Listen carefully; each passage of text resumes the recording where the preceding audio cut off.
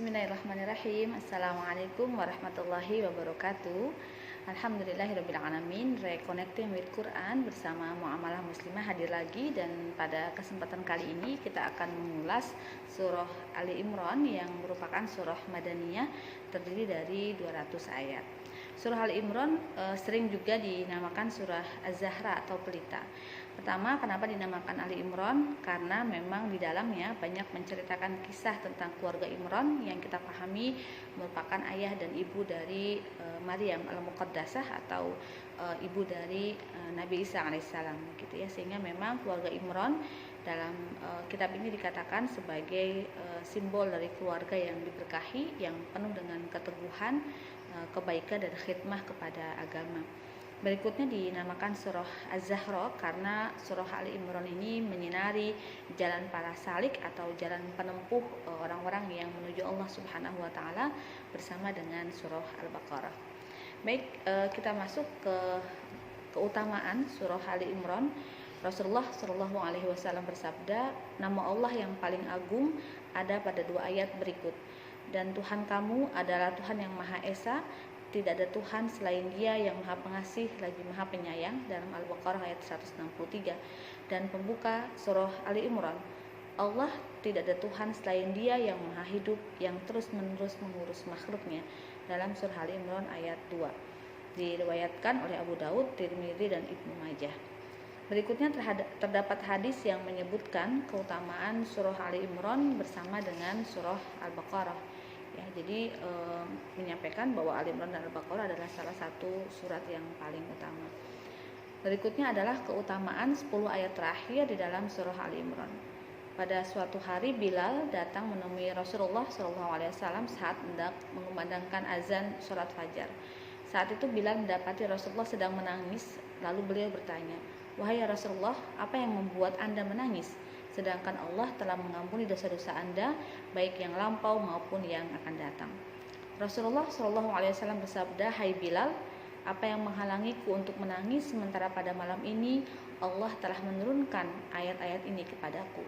Lalu beliau bersabda, membacakan ayat surat Ali Imran ayat 190, mohon maaf, a'udzubillahi minasyaitonirrajim. Inna fil khalqis samawati wal ardi wa ikhtilafil laili wan nahari laayatil lil ulil albab. Sesungguhnya dalam penciptaan langit dan bumi dan pergantian malam dan siang terdapat tanda-tanda kebesaran Allah bagi orang yang berakal. Dan Rasulullah membacanya hingga akhir surah, kemudian bersabda, celakalah siapa saja yang membacanya tetapi tidak merenungkannya. Subhanallah. Memang ayat-ayat kauniyah ya, ayat-ayat yang Allah tebarkan di alam semesta ini, di dalam penciptaan langit dan bumi, seharusnya dapat menjadi petunjuk bagi kita untuk bisa mencapai keimanan dan ketakwaan kepada Allah, sehingga tidak lagi bisa menjadi alasan kepada kita tidak menemukan Islam, tidak menemukan hidayah, karena mungkin kitanya saja ya yang kurang mentafakuri dan mentadaburi alam semesta ini. Keutamaan lain di dalam surah Ali Imran ya, Ibnu Mas'ud radhiyallahu anhu berkata, Rasulullah SAW diberi jawami'ul khair, menghimpun kebaikan dan penutupnya, atau ia berkata fawatihatul khair, atau kunci-kunci kebaikan ya, fawatihul khair. Beliau lalu mengajari kami khutbah, sholat dan khutbah hajah dalam hal nikah. Ya, jadi di sini ada khutbah dalam sholat dan khutbah dalam hajat, yang khutbahnya itu disambung oleh surat Ali Imran ayat 102. A'udzubillahi minasyaitonirrajim. Ya ayyuhalladzina amanu taqullaha haqqa tuqatih wa la tamutunna illa wa antum muslimun. Sehingga memang ada orang yang bertakwa tetapi tidak sebenar-benar takwa. Yang diminta oleh Allah Subhanahu wa taala adalah kita bertakwa dengan sebenar-benar takwa, dengan takwa yang bukan hanya klaim, takwa yang bukan hanya di lisan, tapi takwa yang juga terimplementasi di dalam amal atau merupakan representasi dari amal. Berikutnya adalah keselarasan antara awal dan akhir surah. Surah Ali Imran dimulai dengan doa memohon keteguhan di atas perkara agama. Dalam surah Ali Imran ayat 8 Allah Subhanahu wa taala berfirman, "Rabbana la tuzigh qulubana ba'da idh hadaitana." Ya Tuhan kami, janganlah Engkau jadikan hati kami condong kepada kesesatan setelah Engkau berikan petunjuk kepada kami. Lalu diakhiri dengan perintah untuk teguh dalam perkara agama. Jadi di awal memohon keteguhan dalam agama, dan di akhir diakhiri oleh Allah Subhanahu wa taala dengan perintah untuk teguh pada agama, yaitu di dalam Ali Imran ayat 200. Ya ayyuhalladzina amanusbiru wasabiru warabitu. Wahai orang-orang yang beriman, bersabarlah kamu dan kuatkanlah kesabaranmu dan tetaplah bersiap-siap di perbatasan negerimu. Sehingga tidak ada pilihan di dalam hidup ketika kita mengarungi berbagai macam ujian kecuali bersabar dan tetap dalam kesabaran. Sebagaimana ketika kita menjalankan perintah-perintah agama, mungkin ada cercaan, mungkin ada tantangan dan hambatan, bahkan mungkin ada upaya-upaya untuk menghalangi, maka tidak ada jalan kecuali kita bersabar, tetap bersabar untuk teguh di dalam menjalankan agama. Nah, kita bahas beberapa tema di dalam surah Ali Imran, yaitu ada 2 bagian besar. Di ayat 1 sampai ayat 120 Allah Subhanahu wa taala menjelaskan kepada kita bagaimana cara untuk tetap teguh dengan agar kita tidak terpengaruh oleh pemikiran-pemikiran eksternal. Dalam hal ini Allah Subhanahu wa taala menggambarkan tentang perbincangan dan diskusi Nabi Muhammad SAW dengan utusan kaum Nasrani Najran. Kita pahami bahwa surah Al-Baqarah adalah surah yang banyak membahas tentang orang-orang Yahudi dan berbagai sifatnya, sementara surah Ali Imran membahas banyak tentang orang-orang Nasrani dengan berbagai sifatnya, sehingga mereka sebagaimana yang disifatkan di dalam surah Al-Fatihah, ghairil maghdubi 'alaihim waladdallin. Jadi Ali Imran adalah ad-dallin, ya, di dalamnya adalah membahas tentang kaum yang tersesat, yaitu dalam hal ini adalah salah satunya digambarkan melalui dialog antara Rasulullah SAW dengan utusan kaum Nasrani Najran. Yang bagian kedua dari ayat 121 sampai 200, kalau kita tilik lebih jauh, maka ini menjelaskan kepada kita untuk teguh, berpegang teguh kepada Islam. Jadi kalau sebelumnya di awal surat sampai ayat 120 kita diminta untuk tidak terpengaruh oleh pemikiran-pemikiran eksternal. Dalam hal ini adalah pemikiran-pemikiran yang bukan berasal dari Islam. Dalam hal ini tentu saja adalah pandangan-pandangan Nasrani Najran pada masa itu dalam dialognya dengan Rasulullah SAW. Sementara di paruh kedua dari ayat ini, yaitu 121 sampai 200, menggambarkan kepada kita bagaimana perlu tetap istiqomah di dalam berpegang teguh kepada agama. Juga tergambar salah satunya dari peristiwa perang Uhud, ya, bagaimana kaum muslimin pada saat itu hampir menang, tetapi lalu kalah dikarenakan tidak taat kepada perintah pemimpin, tidak berpegang teguh kepada perintah pemimpin, melainkan bersegera gitu ya untuk turun dari bukit dan mengambil beberapa ghanimah yang tertinggal dari pasukan musuh yang telah lari. Itulah yang menjadi dasar bahwa kita seharusnya tetap berpegang teguh walaupun mungkin seakan-akan ada kemenangan di depan mata, tetapi kalau pemimpin belum mengatakan turun misalnya gitu ya pada pasukan memanah tadi, maka seharusnya tidak boleh turun. Sebagaimana juga kita ketika kita diminta untuk berjuang, diminta untuk memahami agama dengan baik, diminta untuk menjalankan agama dengan baik. Tidak bisa kita katakan aduh sekarang udah darurat nih gitu ya, kita nggak bisa lagi jalanin agama, aduh sekarang sudah tidak memungkinkan, misalnya ada banyak hal yang membuat kita tidak bisa berislam dengan kafah misalnya. Itu tidak menjadi alasan kita untuk meninggalkan Islam.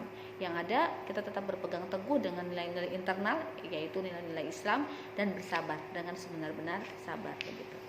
Nah, ada beberapa ringkasan dan sarana sebab-sebab dan sarana untuk tetap teguh atau sabit di dalam agama yang ada di dalam surah Ali Imran. Kita mulai dengan bagaimana Allah Subhanahu wa taala meminta kita untuk berpegang teguh kepada Al-Qur'an dan Sunnah. Terdapat di Ali Imran ayat 101 ketika Allah berfirman, wa kaifa takfuruna wa antum tutla alaikum ayatullahi wa fikum rasuluh. Bagaimana kamu sampai menjadi kafir padahal ayat-ayat Allah dibacakan kepadamu dan Rasul Muhammad pun berada di tengah-tengah kamu. Wa may ya'tasim billahi faqad hudiya ila siratal mustaqim. Maka siapa yang berpegang teguh kepada agama Allah, maka sungguh dia diberi petunjuk kepada jalan yang lurus. Jadi kuncinya adalah istiqamah, berpegang teguh pada tali agama Allah, maka Allah akan tambahkan petunjuk-petunjuk itu untuk membuat kita semakin teguh di dalam agama. Yang ayat berikutnya ayat 102 juga Allah Subhanahu wa taala meminta kita untuk senantiasa bertakwa kepada Allah. Ya ayyuhalladzina amanu taqullaha haqqa tuqatih wa la tamutunna illa wa antum muslimun. Wahai orang-orang yang beriman, bertakwalah kepada Allah sebenar-benar takwa kepadanya, dan janganlah kamu mati kecuali dalam keadaan muslim. Jadi takwa itu sebentar aja sampai kita meninggal. Kalau kita meninggalnya besok, ya takwanya hanya sampai besok. Jadi tidak ada pilihan untuk menjual agama misalnya untuk dunia, atau menanggalkan sebentar agama untuk kekuasaan, atau menjual agama untuk sebuah kepentingan dunia, karena kita diminta untuk berpegang teguh kepada agama sampai kita mati. Berarti selama hidup tidak boleh dilepas sama sekali. Yang ketiga, berpegang teguh kepada agama Allah dan luzumul jamaah, atau tetap berada dalam jamaah. Di dalam Ali Imran ayat 103 Allah Subhanahu wa taala berfirman, wa'tasimu bihablillahi jami'an wa la tafarraqu. Dan berpegang teguhlah kamu kepada tali agama Allah, wa la tafarraqu. Janganlah bercerai-berai. Sehingga seharusnya sama kaum muslimin saling support, seharusnya sama kaum muslimin saling memberi uzur ketika saudaranya berada dalam musibah dan masalah misalnya, bukan saling mencaci, bukan saling mencela, bukan saling membesar-besarkan ikhtilaf gitu. Selama itu untuk kesatuan kaum muslimin begitu ya. Yang berikutnya adalah perintah untuk beramar ma'ruf nahi mungkar, yang merupakan dalil bagi kewajiban berdakwah bagi siapa saja. Di dalam surah Ali Imran ayat 104 Allah Subhanahu wa taala berfirman, wal takum minkum ummatu yad'una ilal khair wa ya'muruna bil ma'ruf wa yanhauna 'anil munkar wa ulaika humul muflihun. Bagaimana agar kita menjadi orang-orang yang beruntung? Maka menjadi orang-orang yang beruntung itu bukan dengan menyelamatkan diri sendiri. Menjadi orang yang beruntung di dunia dan di akhirat bukan dengan memperhatikan diri sendiri, tetapi justru dengan terlibat di dalam dakwah, dengan melakukan amar ma'ruf nahi mungkar, sebagaimana di dalam surah Al-Imran ayat 104. Hendaklah ada di antara kalian segolongan umat yang menyeru kepada al-khair, yaitu al-Islam, menyeru kepada yang ma'ruf dan mencegah dari yang mungkar, dan mereka itulah orang-orang yang beruntung. Yang kelima, ikhtisar dari surah Ali Imran adalah meninggalkan perselisihan dalam agama, yaitu di dalam surah Ali Imran ayat 105 ketika Allah Subhanahu wa taala berfirman, wala takunu kalladzina tafarraqu wakhtalafu min ba'di ma ja'ahumul bayyinat wa ulaika lahum 'adzabun 'adzim. Dan janganlah kamu menjadi seperti orang-orang yang bercerai-berai dan berselisih setelah sampai kepada mereka keterangan yang jelas, dan mereka itulah orang-orang yang mendapat azab yang berat. Jadi memang kaum muslimin harusnya bersatu gitu ya, bukan malah menjadikan perbedaan atau menyambut gitu ya beberapa provokasi sehingga kita akhirnya menjadi umat yang tidak bersatu. Kalau kita bersatu, niscaya kita dapat menolong saudara-saudara kita yang tertindas. Kalau kita bersatu, niscaya kita akan teguh dalam menjalankan agama dan bisa istiqomah dengan lebih mudah gitu. Nah, bagian terakhir dari surah Ali Imran yang kisah kita bahas adalah beberapa intisari ya. Yang pertama adalah Allah Subhanahu wa taala berfirman, ya Maryam, uqnuti li rabbihi wasjudi warka'i ma'ar raki'in. Wahai Maryam, taatilah Tuhanmu, sujud dan rukulah bersama orang-orang yang ruku. Dalam Ali Imran ayat 143. Ayat ini menyampaikan kepada kita bahwa seorang hamba hendaklah memperbanyak ibadah setiap kali Allah Subhanahu wa taala menambah kenikmatan dan keutamaan bagi dia. Dan yang kedua, ini juga menjadi dalil bahwa wanita lebih utama untuk sholat di rumah atau munfarid sendirian dibandingkan sholat berjamaah, karena di sini ada uqnuti ya, di sini wa ya Maryam uqnuti, wahai Maryam taatilah Allah, wasjudi warka'i, sujud dan rukuklah, menggunakan kata-kata yang munfarid atau sendirian. Ini bermakna bahwa wanita lebih utama untuk sholat di rumahnya dibandingkan pergi ke masjid. Akan tetapi kalau memang keadaan memungkinkan, dia dalam keadaan aman, juga tidak mengapa jika dia ingin memakmurkan masjid. Dia tentu akan mendapatkan pahala lain, yaitu pahala memakmurkan masjid, pahala i'tikaf di masjid, dan seterusnya. Di Al-Imran 92 Allah berfirman, lan tanalul birra hatta tunfiqu mimma tuhibbun. Kamu tidak akan memperoleh kebajikan sebelum kamu menginfakkan sebagian harta yang kamu cintai.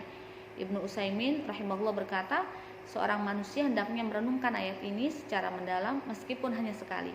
Apabila ada sesuatu dari hartanya yang membuatnya kagum, yang membuatnya begitu menyayanginya, hendaknya ia menginfakkannya untuk mendapatkan kebaikan, insyaallah. Artinya jangan memberi apa yang udah kita nggak suka gitu ya, justru berilah apa yang paling kita suka, karena itu adalah tanda kita tidak meletakkan dunia di hati kita, tetapi meletakkannya cukup di tangan kita saja. Yang berikutnya Allah Subhanahu wa taala juga berfirman di dalam surah Al-Imran ayat 14, zuyyina lin-nasi hubbus syahawat, dijadikan terasa indah di pandangan mata, cinta kepada apa yang diinginkan atau syahwat.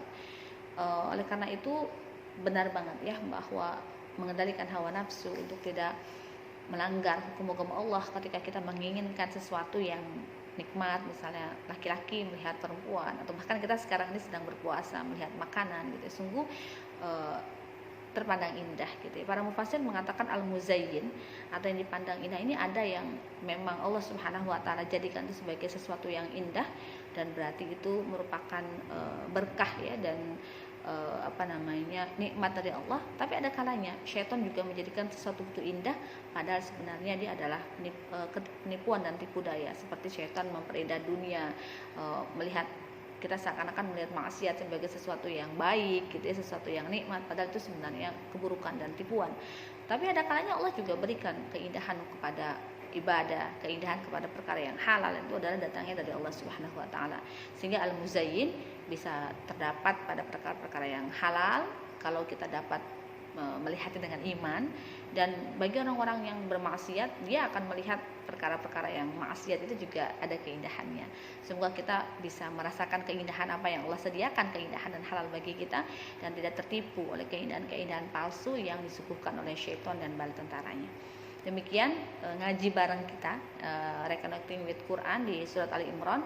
Semoga ketika kita mentilawah Ali Imran dan mentadaburinya, kita teringat dengan beberapa sari dari Syekh Adil sampaikan, dan akan lebih mendalami maknanya sehingga kita dapat mengaplikasikannya dalam kehidupan. Wallahu a'lam bishawab. Assalamualaikum warahmatullahi wabarakatuh.